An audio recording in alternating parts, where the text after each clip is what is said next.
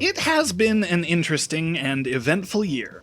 We finally rebuilt our secret moon laboratory on the moon that doesn't exist, despite never having been to the moon, just in time to have it entirely blown up with most of us inside of it.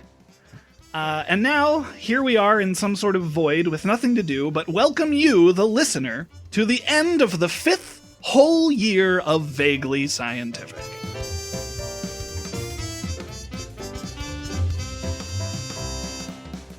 I am Derek, and joining me as always is Jim, the late scientist. Hi, Jim. I'm on time. Yay! And we're here with our friend Aly, just sort of existing in nothingness. How are you doing, Aly? Oh, hey guys, welcome back to the Void. I don't think you ever left, but, No, we've been here. Yeah. I see you got a little potted palm now. Yeah, we've got some plants in here. It's coming together.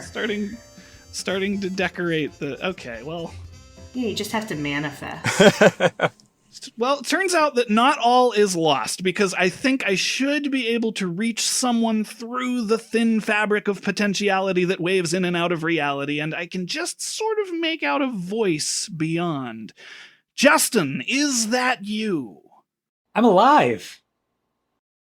You are alive. Whoa.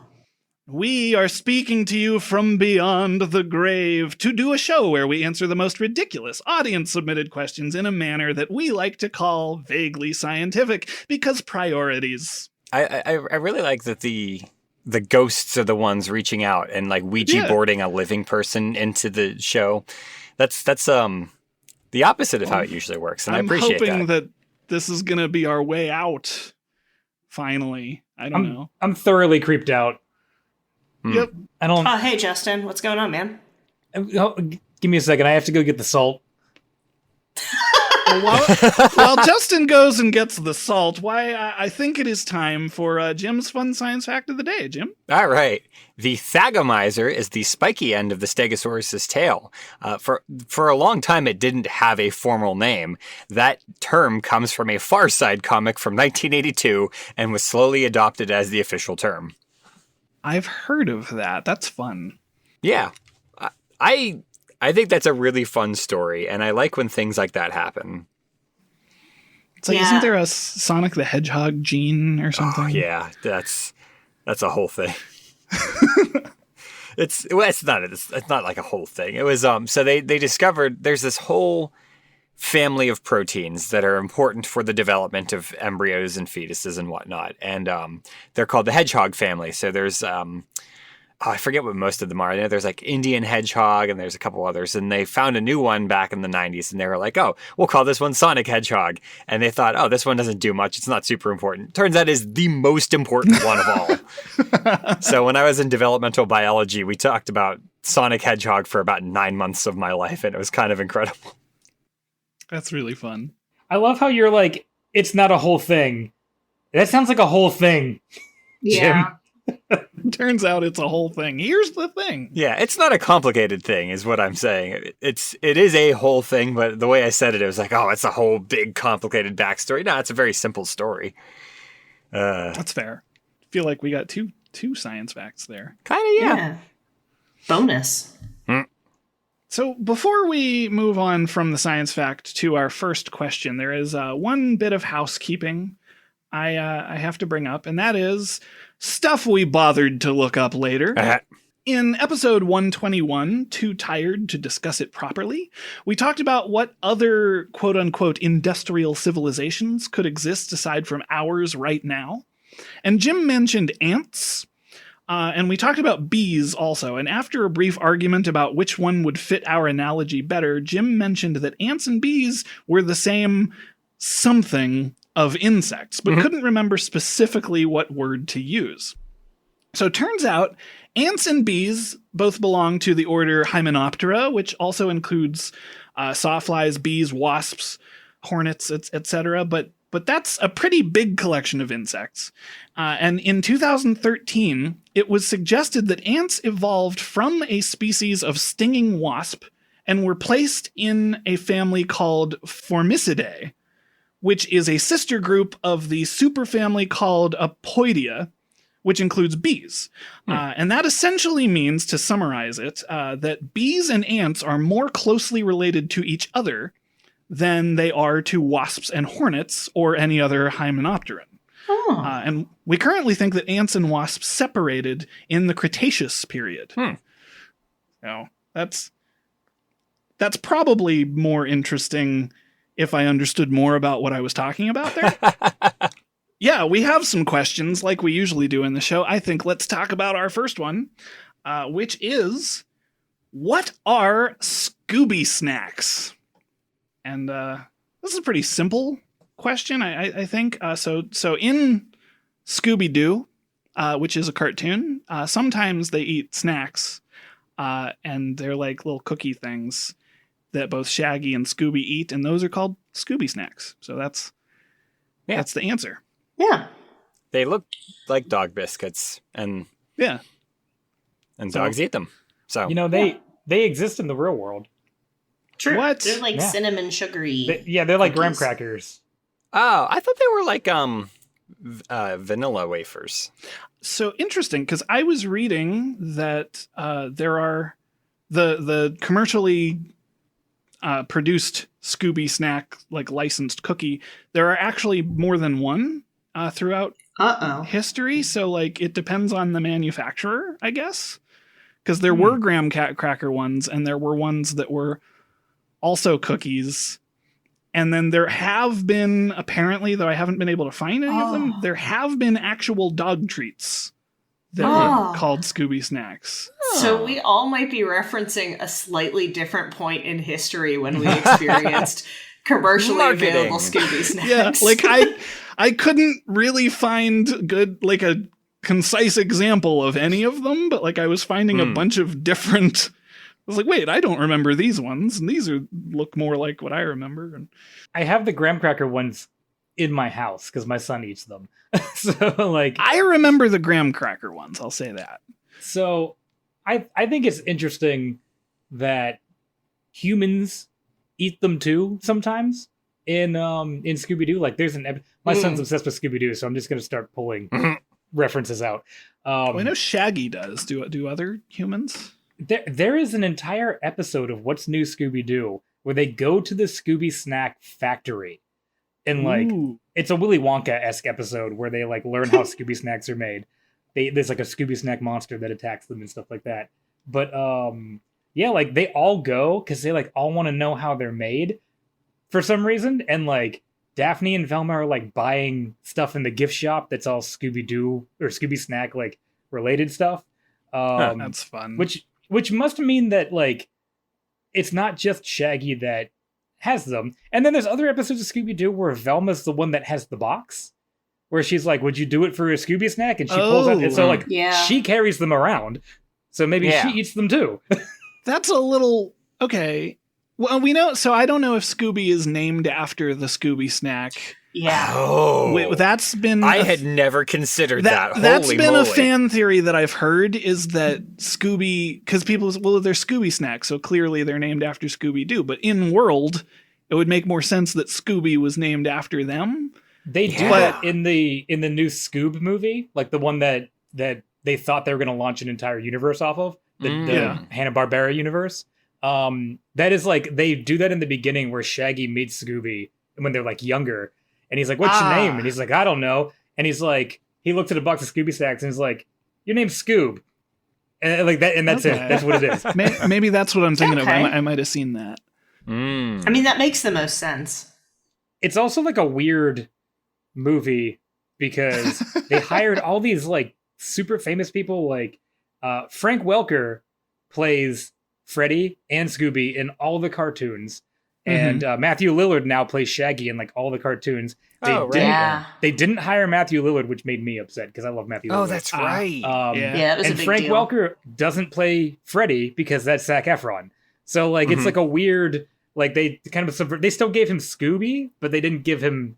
Oh, that's weird. Is it live action or is it was CGI? I think, right? It was CGI. No, the live action one is Matthew Lillard, which is actually why he does all the cartoons now.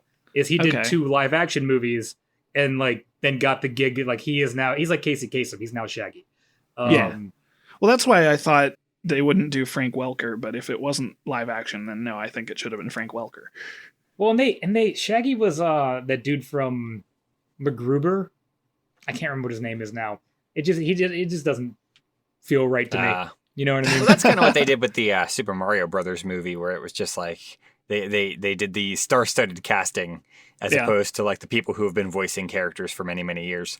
While that's true, Charlie Day as Luigi is one of the best things I've ever seen in my life. That was pretty good, actually. Yeah, Charlie Day Luigi was and I mean, Bowser was great.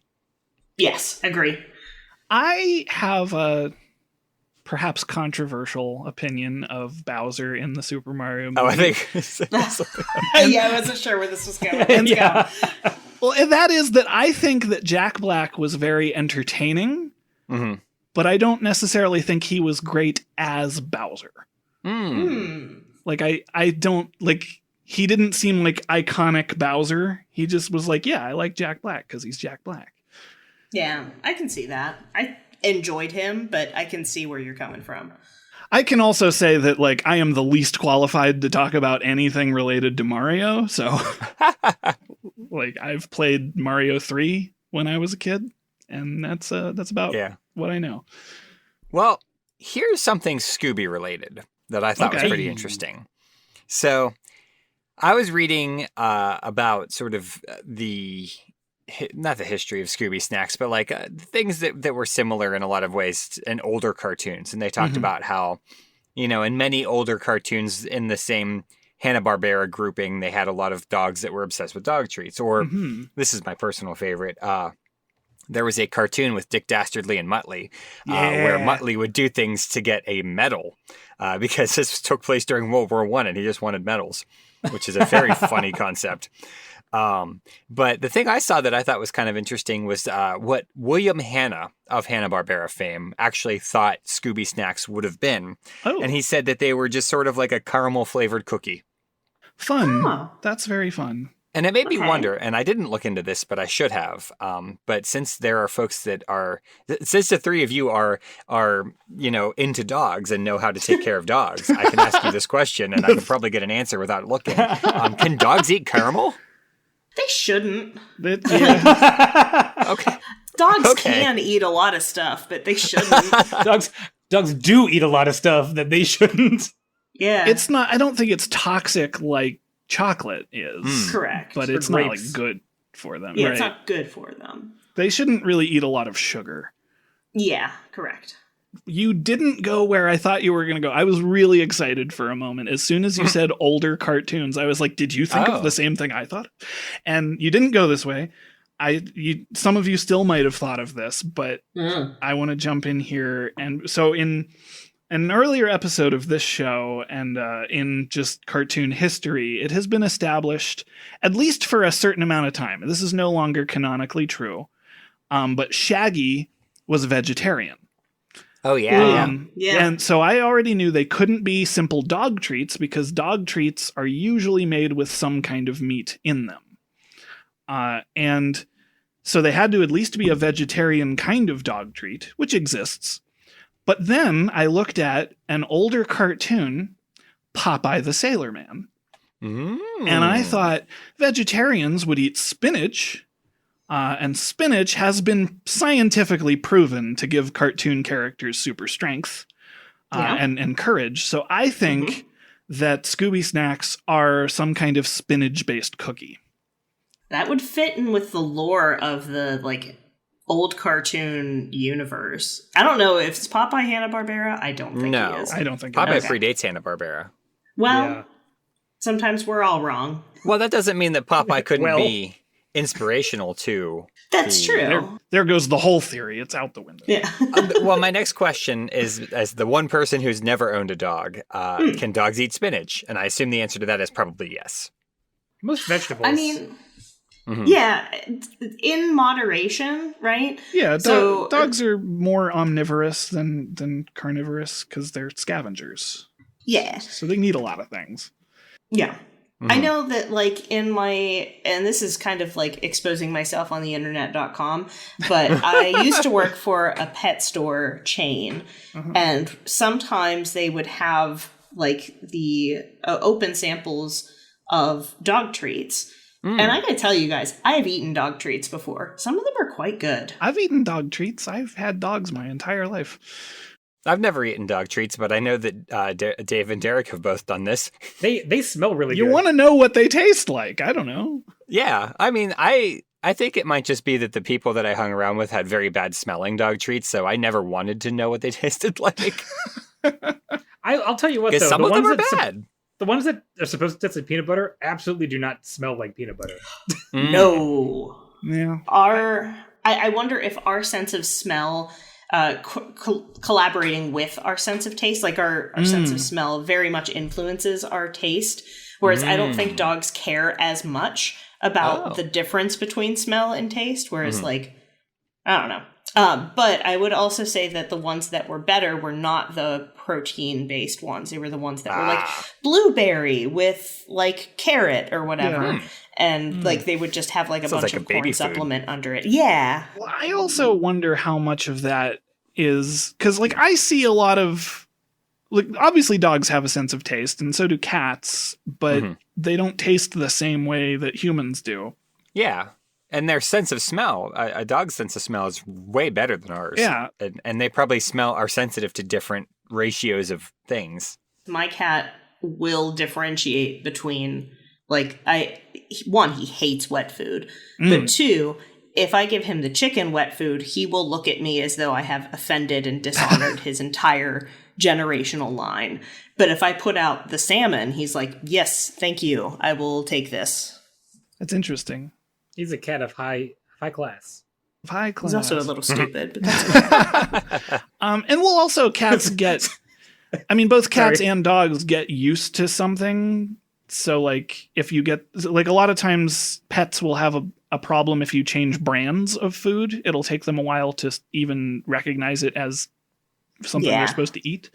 But I was wondering if some of the dog treats that taste better for people would be the ones that are kind of marketed to people like, hey, give your dog a blueberry treat. And so I don't know. You and your dog can have this blueberry. You and your dog. You can have your spinach-based Scooby Snacks. I do. So it's interesting because Shaggy was not originally a vegetarian. Right. He turns vegetarian because in real life, Casey Kasem becomes a vegetarian. And then threatens to leave the show if they don't make Shaggy a vegetarian on the show. Wow. And they kept that tradition for a long time.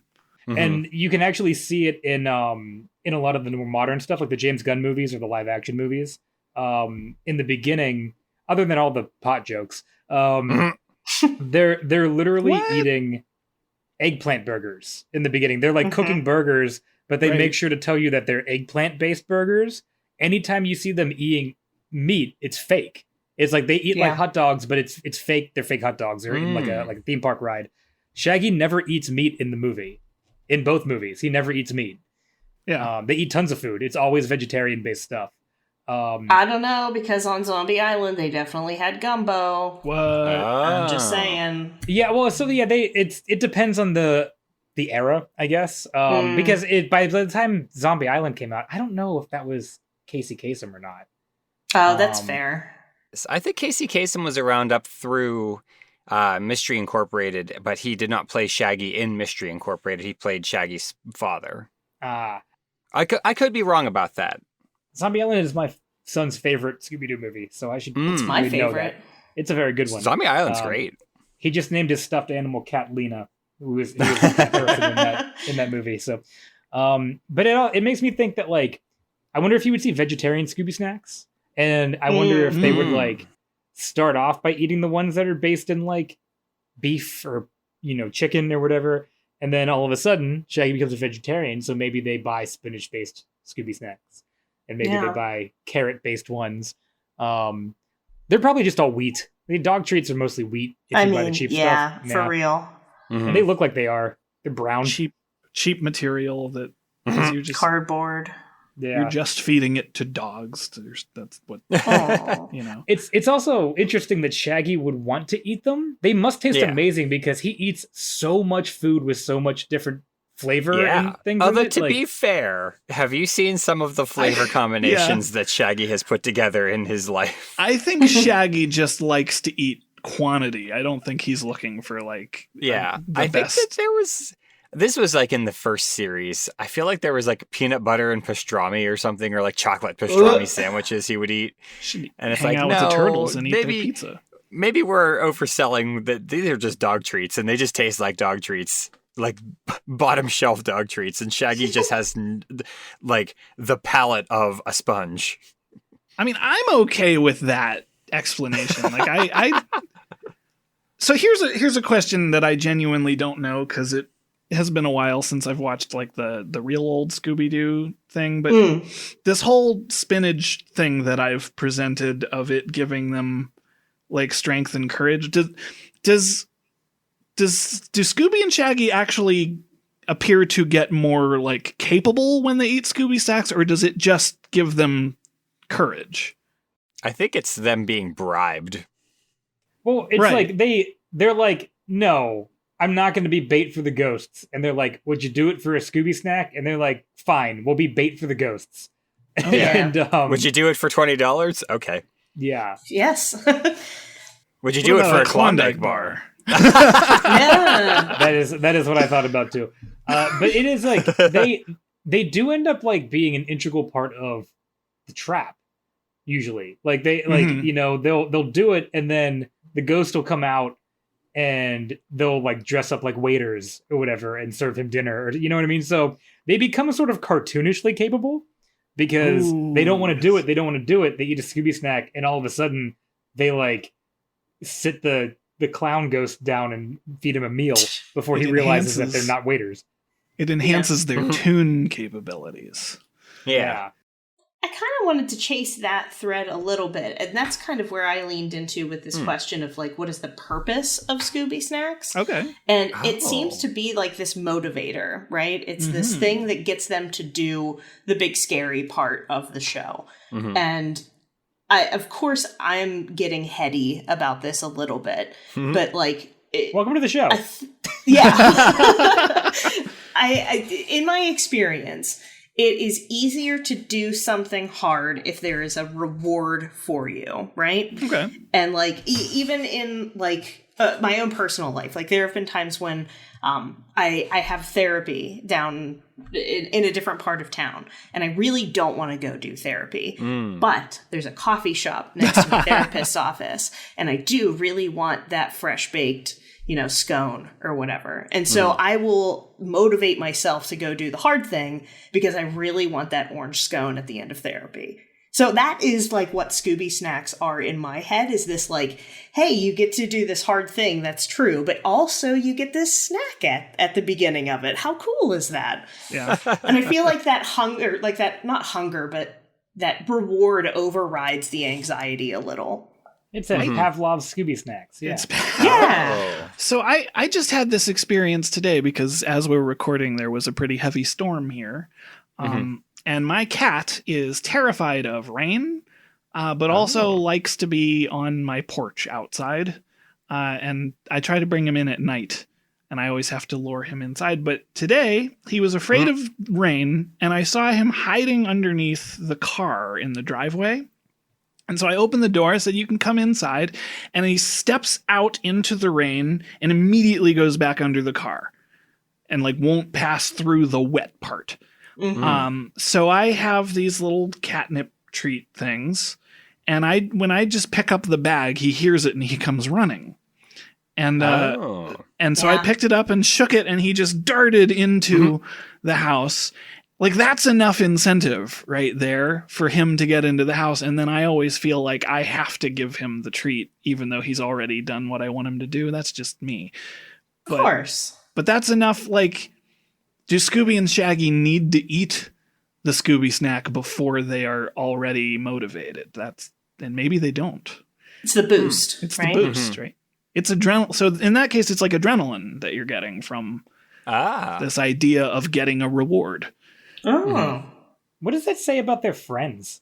Their friends are bad friends. That they're enablers? Like Shaggy's best friends that aren't a Great Dane are like we want to put you in danger, and we're willing to give you one dog treat to go and do it. Every time they split up, it's Fred, Velma, and Daphne, and then Shaggy, you can go with the dog. And then sometimes Velma goes with Shaggy, too. Mm-hmm. Well, yeah, because then Daphne and Freddy can be alone together. Yeah, Fred and Daphne are just bad friends. That's what it is. I have a little clip here from neurosciencenews.com. Okay. If it's okay to read out. Sure. Please. It says hunger even overrides anxiety-like behaviors and fear of predators. Hunger or hunger mimicking activation motivated mice to spend more time in fear-evoking locations, such as the open center of a large arena or chambers scented with a chemical produced by fox when food was present at those locations. By contrast, sated mice preferred to stay safe. Mm-hmm. Interesting. So there is a little bit of connection there between that, like, food motivated, even though you're doing something scary. That's interesting. It steals your attention, right? So. Yeah. So in theory, though, would we want to not give them food then? I was just gonna say, what we're talking about, how bad friends they are. Although, how filling is a Scooby snack? It's like the size of a cracker. Really. Well, look at every time they go into a kitchen or something, Shaggy and Scooby immediately run to. Maybe it's not that they're gluttonous, because Shaggy's also a toothpick. You know, That's true. Maybe they're not really gluttonous. Maybe they're locked in the back of the van and actually starved. Yeah. He's got whatever metabolism Jim has, where he can eat an entire refrigerator I was thinking full of that food entire same thing.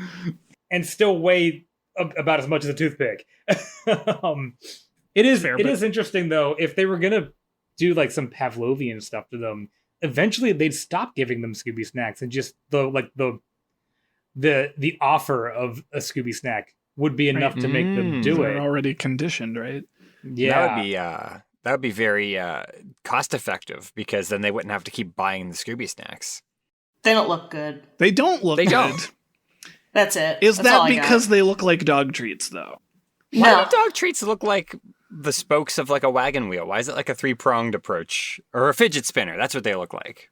Do they Scooby snacks? I thought they just looked like a bone. I thought they looked like a bone. I don't have a memory of this. there is so they change depending on. From episode to episode. But some of them did no. I remember Jim's right. Some of them look like triangles almost.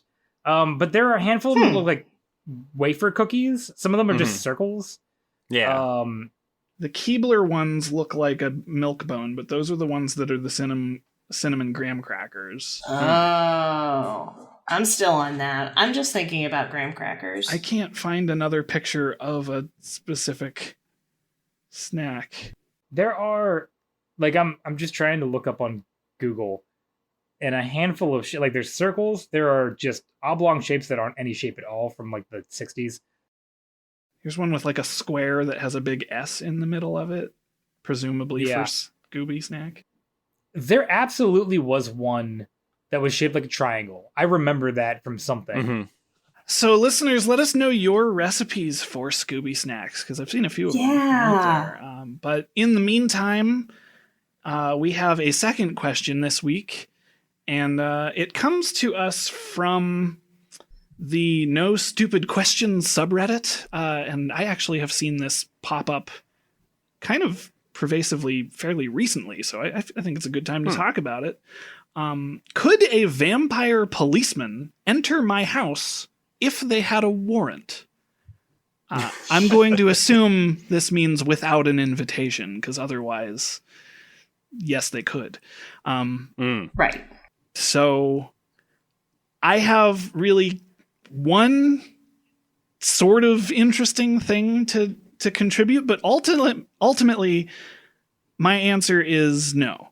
I think no. I think a vampire policeman. I think a vampire needs your permission to enter your house. But I tried to find where the myth of them needing invitation to enter your house comes from, and the best I could do is vampires are the undead, which is an unnatural, unholy thing, and therefore the Christian world has this protection against them that because they're unnatural and not of this world, they can't hurt you without you allowing them to do it. That's the best I could find to answer where that myth comes from. So here's the thing I was thinking about, and it's not really an answer to the question per se, but it is a thought I had about vampire police officers. And I think that what you do is, if you are the sergeant or whatever's in charge of this particular officer, you put them on desk duty. You just say, you stick to the paperwork, because you can't go arresting people. They won't let you into your house. You cannot enter without permission. And so you are functionally useless as a warrant officer. So you just stay here and you do the paperwork. I mean, if you want to take it that far, a vampire couldn't be a police officer because they'd need to exist during the daytime for paperwork purposes, even if they were on the night shift. No night cops? I'm saying even if they were on the night shift. Midnight shifts. They do paperwork at night, don't they? That I misspoke then. I mean, they would need to be able to interact with you more than just during your shift. They are the literal graveyard shift cops. I hate that. A warrant, I'm going to be devil's advocate here. A warrant is an invitation. It's an invitation by force, but it's an invitation. So that's where I was going to go with this, because I looked up Romania specifically, because the idea that you need a warrant to enter a household as a police officer, that's the Fourth Amendment, the Bill of Rights of the United States. So I just wanted to be sure that that's a thing that exists in European. And it turns out in Romania, at least now, they also have a rule that you need a warrant to enter someone's house without their permission. Oh. But we're not talking about legality. We're talking about your personal consent. Yeah. So you have permission by the state to enter somebody's house. But if you are supernatural, you need their specific permission. What if you have a battering ram? That's sort of permission, right? Like the officers gets a little bashing stick, whatever you call that. That's where we're getting into, like, well, what if we dismantled the house brick by brick and then it doesn't exist anymore? Then can I go inside? That's sort of where I was going with that. Well, wow, I might be taking things way, way back, but didn't we decide that, like, a ghost can live in the, like, brick of a house? Yeah, we did. Oh, wow. Wasn't I forgot about that. Haunted, and that was like season 1. You can have a pet ghost on a rock. Yeah. Yep. I like that. So, the spirit of the house can live in a single brick. Mm-hmm. But I see, yes. But it needs to have a threshold. That's the word I'm trying to think of. Okay. So the vampire, in a lot of folklore, and that's kind of where the whole I couldn't find a good origin for this myth comes into play, because you can interpret this however the heck you want. But a lot of them, it says they can't cross the threshold of your house. So if you don't have a door, like if there's no door for them that they have to pass through, they can go wherever they want. And you mentioned, who was it that said if they blow up the house? Because I wanted to bring up the remake of Fright Night, which I think is better than most people give it credit for. It has David Tennant in it, and it has Colin Farrell as the vampire. Yeah, I like that. I like that remake. Yeah, I like good. both. I like the original too, but like I think the remake is good. Well, if it's got David Tennant in it, right? Well then. So the vampire knocks on the door. This is a spoiler for a big part of the movie, so tune out now if you feel like watching it. But Colin Farrell knocks on the door, and the kid knows that he's a vampire, so he doesn't invite him in, but he's kind of cocky about it. He kind of taunts him and is like, I'm not going to invite you in. You can't hurt me. So Colin Farrell goes and opens their gas line and and blows up their house. Huh. Because if they don't have a house, he doesn't need permission to enter it. Fair enough. I would have stopped it, open up the gas line, and then the people leave the house because there's a gas leak. Yeah, well, that wouldn't have been as on the way out. blockbustery. I get it. I did a lot of the same thing you did, Derek. I was really looking for where the myth originated. Yeah. And there is not a lot on the internet about this. It's hard to find. At least good sources. A lot of the sources I found were like people pretending to be vampires on Reddit and stuff like that. It's fiction, right? Like I found a couple like threads and subreddits and blogs, because there's really two main like places that vampire lore comes from. There's sort of the historical mythology that revolves around people like not understanding sickness and the way that death works and things like that. And then there's post Dracula vampires, which all really come from fiction. And as far as I can tell, it probably came from the post Dracula era, although there are still like older myths about them not being able to like cross running water and stuff like that. But nobody's really has an answer for you about like where that one specifically comes from. The most specific one I can find, and that's why like it doesn't come up until after the Christian conversion of Europe, because the whole idea of they are the forces of evil, and the forces of evil cannot hurt you if you are protected by Christ. That's where the story. So that's why, you know, they're repelled by a crucifix, or you know, you have to actively invite the forces of evil. But that's a super nebulous answer that just at one point the church said it, and Well, can I make it more nebulous? Maybe. I'm interested to see. Can a vampire walk onto private land? Oh. Again, depends on the story. I feel like the answer to that is, I think the answer to that might be yes, because I think that it involves, like, I think it was Derek that said this, doesn't it have to involve a threshold of some sort? Again, depending on the story, but that's, you know. Is it consecrated land? Right? Oh. There's that. Could be.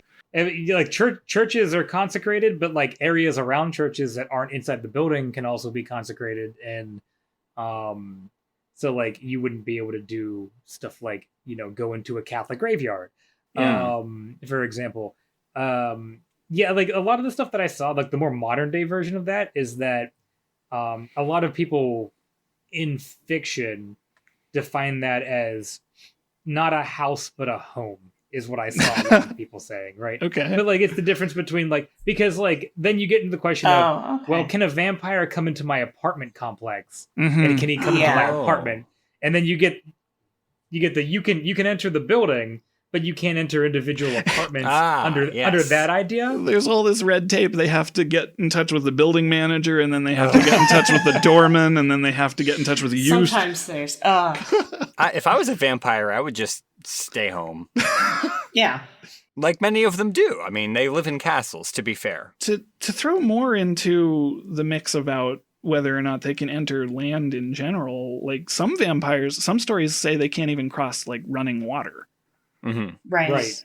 So there's a lot of things they can't cross. That was a big plot point in Castlevania season. Oh, was it? Oh. Yeah.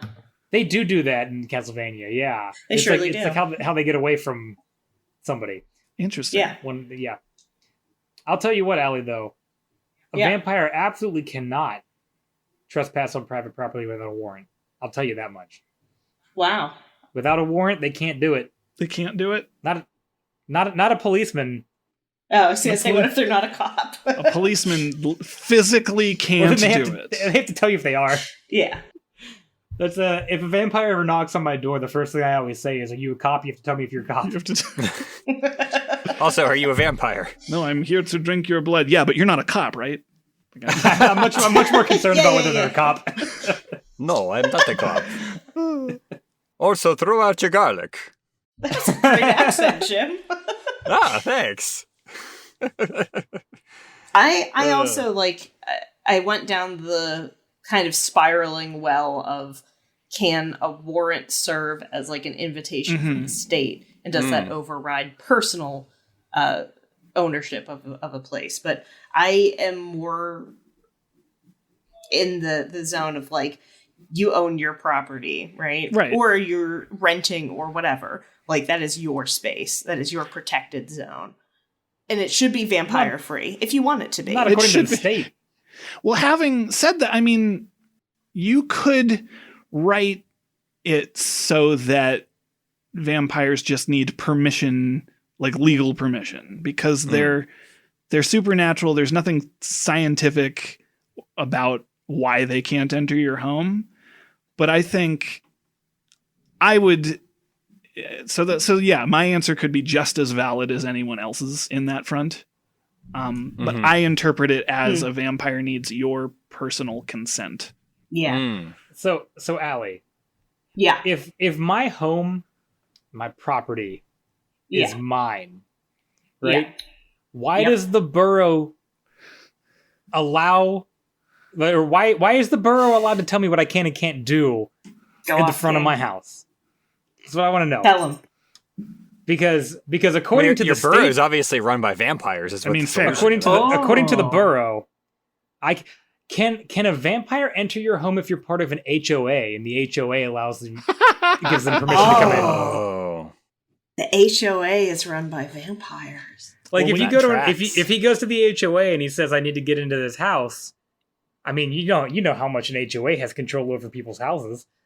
I think another really good job for a vampire cop would actually just be like the highway patrol, because they don't have to enter anything. Like you have to get out of your car if they're arresting you.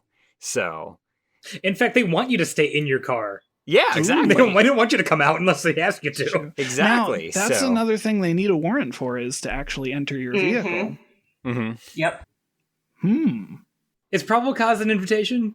It's That's what I need to know now. Can vampires enter your house if they have probable cause that you're their prey? Is that...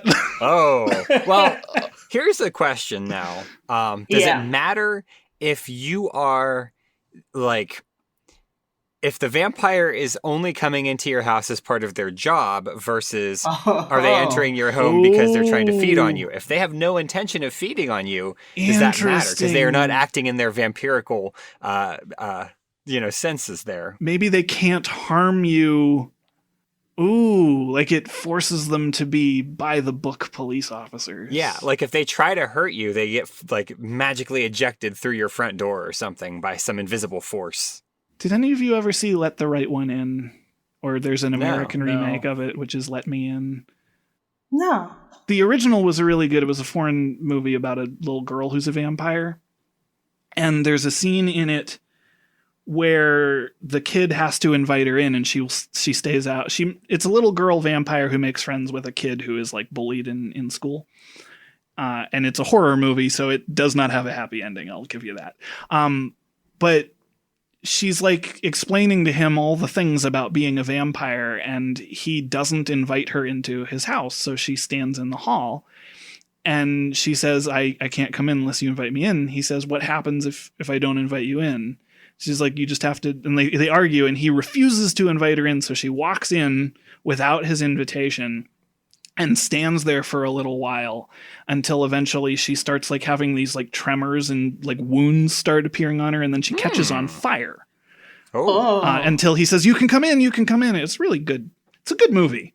If you like vampire movies, it's a good one. Huh. Interesting. Yeah. That sounds kind of cool. And what's that one called again? The original, I think it's Swedish. It was called Let the Right One In, but they made an American adaptation of it called Let Me In. Okay. I think either one was fine. I watched both of them. Okay. I guess a vampire cop would have to be like, they'd have to be undercover cops to go into, right? Instead of saying I have a warrant, let me in, they'd have to be like, I have this cocaine. Do you want to buy this cocaine? Oh, do you want to buy this wolfsbane? Do you want this cocaine? It's very fresh. Here's a question. Whether or not a vampire needs a warrant to enter your house. If a vampire has a warrant to enter a place of business, can they enter a place of business without permission? My understanding is that a public place they are just allowed to enter, but like a domicile where it is like a private property kind of situation. Maybe even private land. I don't know. We talked about that briefly. Unless that business is the Catholic Church. Then Yeah, they can't they- go Well, in. then they can. Yeah, They can into go the and they'll church. just burst into flames. That's also true. Yeah. Do vampires burst into flames in like Methodist churches? That's a good question. I think it's called Vampire in Brooklyn. It's the one I'm thinking of now. Vampire in Brooklyn. Vampire in Brooklyn. It's Eddie Murphy. It's. I learned this recently because I watched the original Blackula. Vampire in Brooklyn is a very loose remake of the original Blackula. And it's Eddie Murphy as the vampire. And at one point, he takes the guise of a preacher. I think he's a Baptist preacher.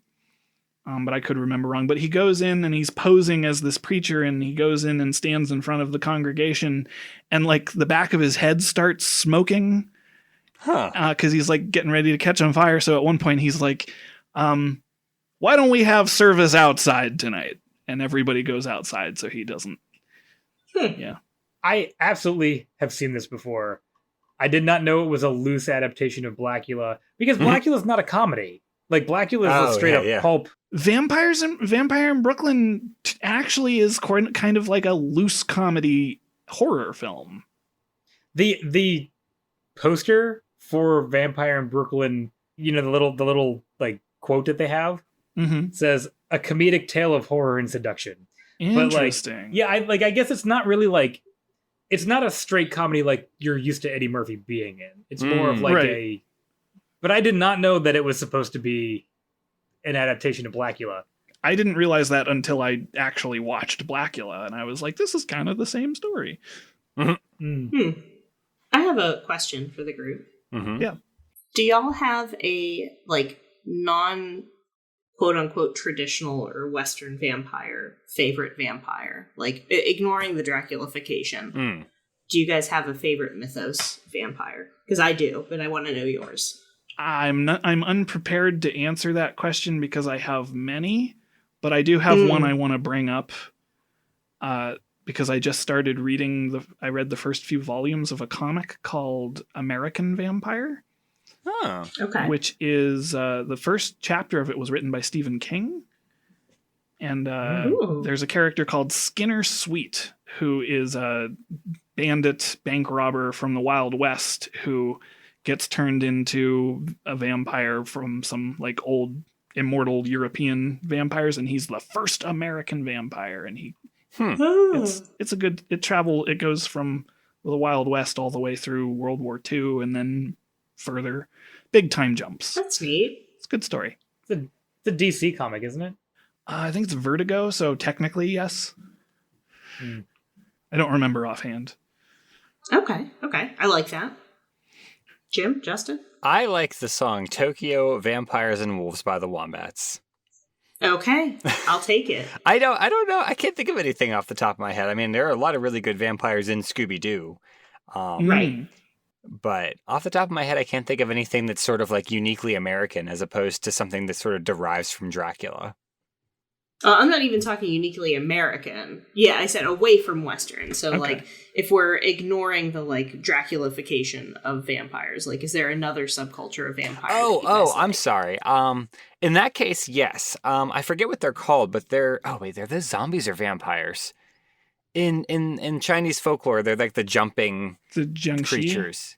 Yeah. Yeah, Shang-Chi. I always thought they're more Chinese vampire-y. vampires. Yeah. I love those things. They're so cool.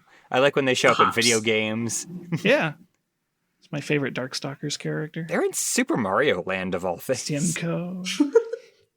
I don't really know if they're vampires, but they're always kind of associated with something similar. There's in Hindu, you have Rakshasas. Oh, I've heard of that. Which are like, they're kind of like demons, but they're also kind of like like it kind of depends on who you ask, it seems. Because they have fangs, Mm-hmm. and like big claws and stuff like that. And their hands are on backwards. Yeah, they're really neat, like loosely, I guess, kind of. I'll take it. That's an acceptable Yeah. answer.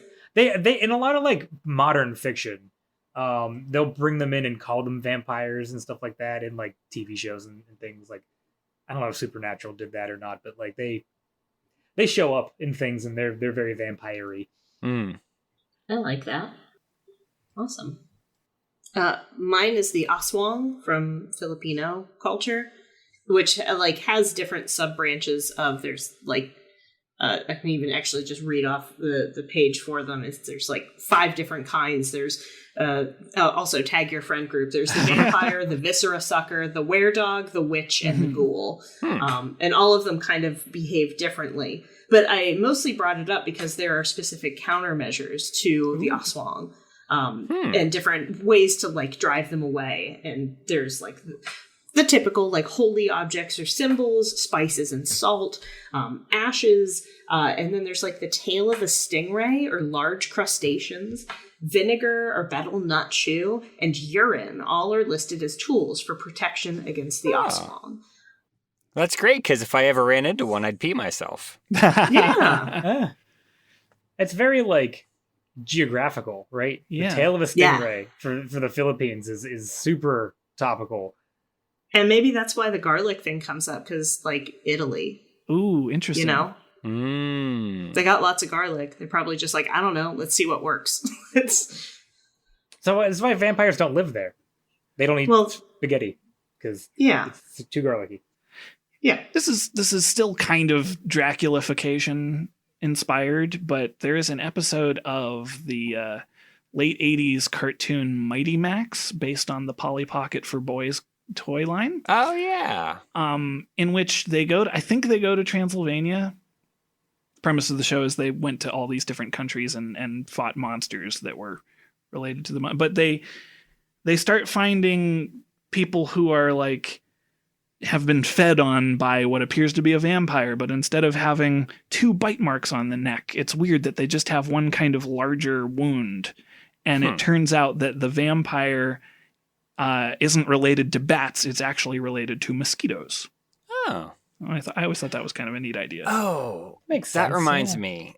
Does the chupacabra count? Because I love the chupacabra. I don't think so, because it's animal-like, not person-like. That's fair. That's fair. I mean, it has. I mean, a lot of. You said you couldn't determine if Jiangxi were vampires or zombies. I mean, they all have some similarities too. Yeah. So there's a lot of overlap. Yeah. Chupacabra eats goats, though. The best vampire is the Count from Sesame Street, right? Oh yeah. That's a very good vampire. Count Von Count. Yeah. Count Von Count. Yeah. Stops to count all the grains of rice you throw at him. He sure does. That's actually why they made him the Count, isn't it? I think Because of so. that. I think so. That was it's I always thought that because a couple different things do that, right? Where they're like, oh, there's a monster, throw rice at it because they have to count all the grains of rice, and then you can just kind of walk away from it, I guess, because Yeah. it's a lot of rice. Because they're compelled, yeah. Yeah. I just keep being reminded of random pop culture vampires, and I'm just saying them. Like another one I just thought of was in Jackie Chan Adventures, where they find a vampire that steals chi rather than drinks blood. And when it first wakes up, it's all decrepit and it can't see. And it detects people by smelling their breath. So you hold your breath and it can't see you. And then there's like this convoluted way to defeat it. Like you have to steal its left sock and put a mushroom in it and throw that sock into a river or something like that. Also had nothing to do with anything. Weird. No, but I love it. I liked Jackie Chan Adventures. Yeah. This is not the first time I've brought this up, and it probably won't be the last. Dresden, the Jim Butcher series, does vampires, I think, pretty well. Because when you talked about, because like psychic vampires are a thing in pop culture. I don't know. I didn't actually do any research on them. I just like by you saying like they don't suck blood, they suck chi. Like Right. people always think of psychic vampires. Mm-hmm. Dresden has 3 different courts of vampire that are like split up into colors, right? There's red, black, and white. Black court vampires are like the ones descended from Vlad the Impaler. So they're the ones that like have an aversion to garlic, stab them through the heart with a stake, can't cross running water, stuff like that. And they're kind of like old and decrepit looking, and they look like corpses. Red court vampires are like giant bats, but they're like in people's skins. And whenever they show you their true selves are like giant vampire, like Man-Bat from Batman kind of things. Oh. And then white coat vampires are the weakest physically, but they're psychic vampires. They siphon off like different types of energy from people. Most often sort of like sexual energy, because of course, you know, urban fantasy doesn't really change up a lot of its tropes. But that's the whole thing. Like they siphon off like energy from other people, so they don't actually suck blood. They suck off like energy, but it's life force, and like they eventually kill people by doing that too. But I always think it's interesting that like there's always people like want vampires to necessarily, they don't always have to be bloodsuckers, right? Sometimes it's just something metaphysical that they take, which I think is interesting. Yeah, I was thinking that's kind of why, like when Jim was saying, does the chupacabra count? And I was thinking of it eating flesh instead of drinking blood. I was like, that doesn't necessarily disqualify it. Yeah. You know, then we get into what defines a vampire. And Well, to be fair, in a lot of chupacabra folklore, it's they are drinking the blood of the goats and just draining them dry. Okay. Yeah. Well, that's fair then. I'm defending the chupacabra to the grave, even though it's not real. Well, and you're can't defending defend it. itself. You're defending it out of the grave and suggesting that it's an undead creature. Oh yeah, good point. Yeah. Well, listeners, let us know this week. I mean, there's a ton more to talk about, but listeners, let us know, could a vampire enter your house for a Scooby snack? Ooh. Tim, do we have any listener mail? Are you going to say something there? All I was going to say was only if they have a warrant, but I don't know if that joke warrant. actually lands. So I stopped myself. Okay. Well, we do have listener mail since you brought it up. And if you want to send us listener mail, you can email us at feedback@vaguelyscientific.com. You can comment on our blog. You can like us on Facebook. You can tweet @vaguelysci. And this email comes to us from Ari and is in regards to episode 120, the various sogginess of your human body. And in that episode, we talked about resurrecting extinct animals. And that's actually what the email says. If you resurrected an extinct animal, wouldn't they die because their various gut bacteria wouldn't be alive anymore? And if we brought back their gut bacteria, would that cause a bad bacterial outbreak into the world? Wow. That's a big question. I don't know. Yeah. I don't either. How War of the Worlds, they're completely foreign to our ecosystem, would it be? I don't know. Because you think about, like, you know, we coexisted with mammoths, for instance. So I'm sure that we have at least somewhere in our genes, like some kind of tolerance to something like that. But also, well, yeah, fair. But also, I don't know if really gut bacteria are super infectious. I wouldn't know. Not only that, but resurrecting anything would require some sort of like close to cloning process, because that's what they're trying to do with mammoths, right? They're trying to clone them with elephants. So it'd be like it would already have the right gut bacteria because the thing that we're cloning it with already exists. That's kind of what I meant, because it wouldn't be completely like it wouldn't be taken from out of time and just placed abruptly here. Oh, I see. Yeah. But I don't know. That's a great question. That's why doing this seems to be a really complicated thing. Yeah. Just give it some elephant gut bacteria. Or if you're cloning a dinosaur, give it some Gila monster gut bacteria. That won't backfire.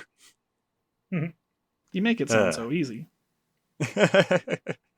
Well, thank you very much for that email. And if you have a question that needs to be answered in a vaguely scientific manner, please email us at questions@vaguelyscientific.com. Wow. Took us 5 years to get that. Yeah, that's how I'm going to do that every single time now, because that was good. Yep.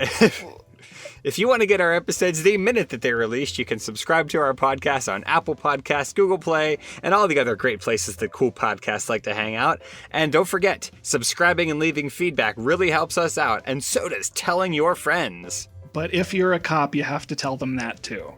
And if you're a vampire, you might have to tell them that if you want to go into their house. Yeah. You should. You should. Yeah. Yeah. It would be morally correct. You should always announce yourself. Don't be a Fred and Daphne kind of friend. Yeah.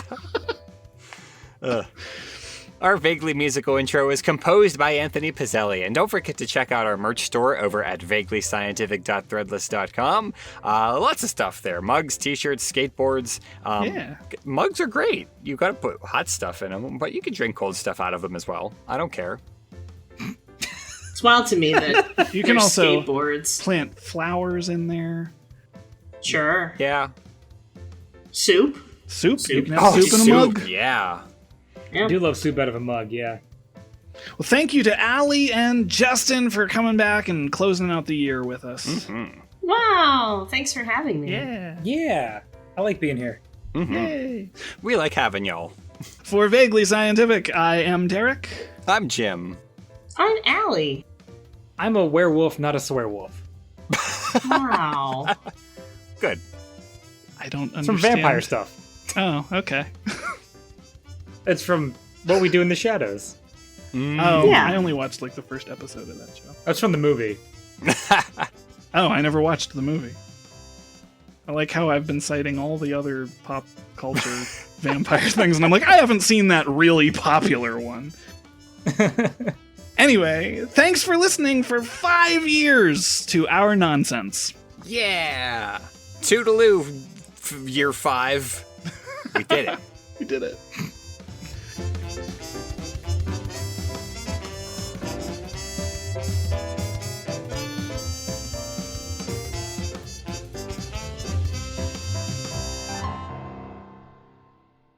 Hey, Jim.